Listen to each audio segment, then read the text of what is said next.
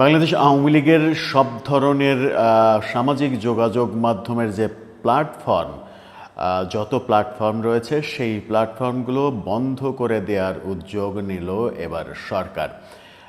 প্রজ্ঞাপনেই আমরা জানতাম যে সামাজিক যোগাযোগ মাধ্যমেও আওয়ামী লীগ কোনো ধরনের কার্যক্রম চালাতে পারবে না, সেটার উপরেও নিষেধাজ্ঞা দেওয়া হয়েছে।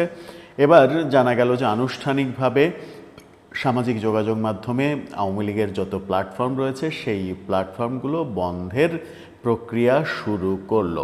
বিটিআরসিকে সরকারের তরফ থেকে এই ব্যাপারে একটা চিঠি দেয়া হয়েছে। এরপরে বিটিআরসি কোন কোন পথে এগোবে, কি হতে চলেছে, সে আলোচনা করব এই ভিডিওতে। থাকবেন পলিটিক্স টিভির নিয়মিত আয়োজনে।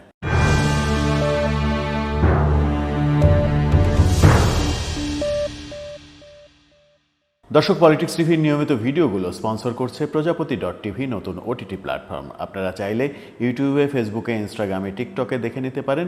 ডেসক্রিপশন বক্সে লিঙ্ক দেওয়া থাকবে, সেখান থেকেও আপনারা দেখে নিতে পারেন প্রজাপতির কার্যক্রম। চলে যাচ্ছি মূল ভিডিওতে। বলছিলাম, আওয়ামী লীগের সামাজিক যোগাযোগ মাধ্যমে যত প্ল্যাটফর্ম সেগুলো বন্ধের আনুষ্ঠানিক প্রক্রিয়া শুরু করলো সরকার। বিটিআরসিকে এই ব্যাপারে সরকার চিঠি দিয়েছে। সংগঠনের ওয়েবসাইট থাকবে না, ফেসবুক পেজ থাকবে না, ইউটিউব চ্যানেল থাকবে না, টিকটক আইডি, টেলিগ্রাম আইডিও থাকবে না।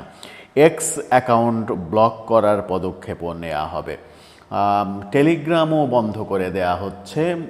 এটা একটা বড় বিপদ বোধহয় আওয়ামী লীগের কর্মীদের জন্য, কারণ শোনা যাচ্ছিল যে আওয়ামী লীগের কর্মীরা টেলিগ্রামে নানা রকমের গ্রুপ খুলে দেশে বিদেশে তাদের মধ্যে যোগাযোগ স্থাপন করছিলেন। সেই পথটাও এবার বোধহয় বন্ধ হতে চলেছে। বিটিআরসিকে এই চিঠি যখন তারা সরকার থেকে দেয়া হলো, প্রধান উপদেষ্টা ডাক, টেলিযোগাযোগ ও তথ্য প্রযুক্তি বিষয়ক বিশেষ সহকারী ফয়েজ আহমেদ তৈয়ব সংবাদ মাধ্যমে ব্যাপারটা নিশ্চিত করেছেন। এর আগে যে প্রজ্ঞাপন জারি করা হয়েছিল যে আওয়ামী লীগের সমস্ত ধরনের কর্মকাণ্ড বিচার শেষ না হওয়ার আগ পর্যন্ত থাকবে না, করতে পারবে না, এবং তার মধ্যে অনলাইন কার্যক্রমও করতে পারবে না। এবার জানা গেল যে তাদের ওয়েবসাইটও ব্লক করে দেওয়া হচ্ছে এবং টেলিগ্রাম আইডিও ব্লক করে দেওয়া হচ্ছে। ফেসবুক, ইউটিউব, টুইটার, টিকটক এগুলো তো রয়েছেই। কিন্তু সরকার চাইলেই কি এগুলো বন্ধ করতে পারবে? সরকারের হাতে কি ব্যাপারগুলো রয়েছে?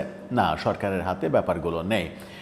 সরকারের এখন পরবর্তী পদক্ষেপ বিটিআরসি থেকে যেটা জানানো হয়েছে সেটা হচ্ছে যে বিটিআরসি এর পরের উদ্যোগ যেটা নেবে সেটা হচ্ছে যে সংশ্লিষ্ট ওই সামাজিক যোগাযোগ মাধ্যমগুলোর কর্তৃপক্ষকে আবেদন জানানো হবে আলাদা আলাদাভাবে।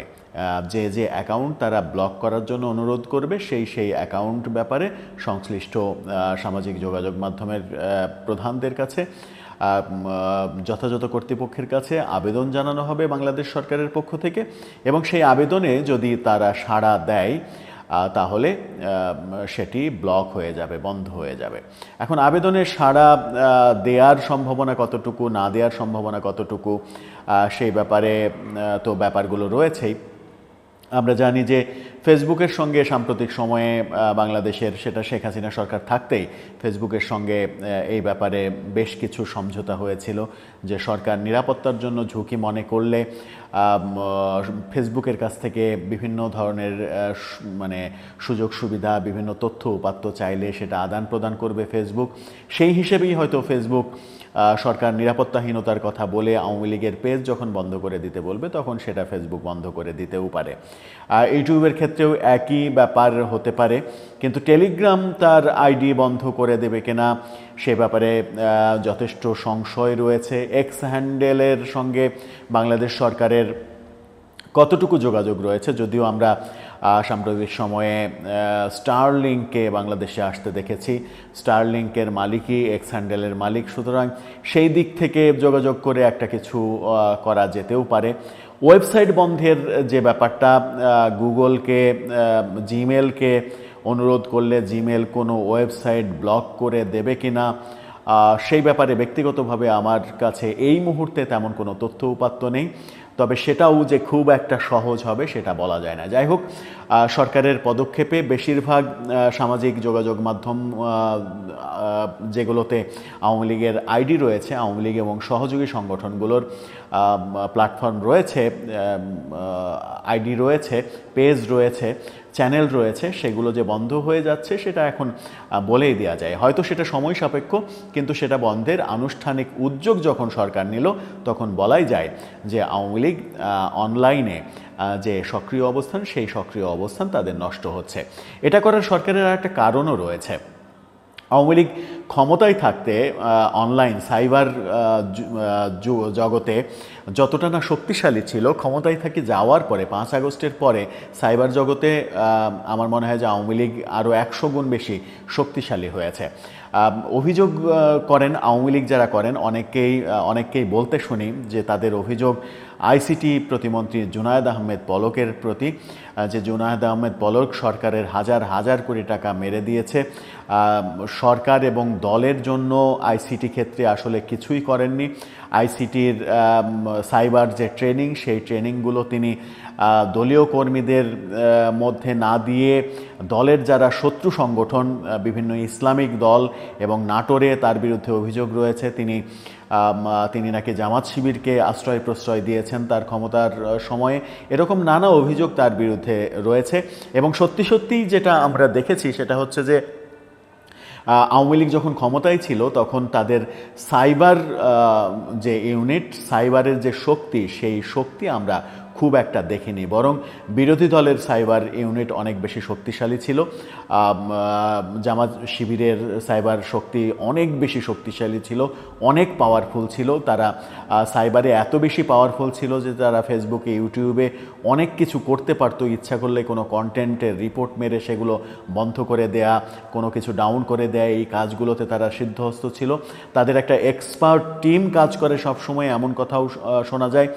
বিএনপিও বেশ শক্তিশালী ছিল, কিন্তু আওয়ামী লীগ অনেক দুর্বল ছিল, যেটার একেবারে বিপরীত চিত্র আমরা দেখেছি 5 আগস্টে যখন সরকার পতন হলো, আওয়ামী লীগের সরকার, তখন দেখলাম যে আওয়ামী লীগ সাইবারে অনেক বেশি শক্তিশালী হয়ে গেল।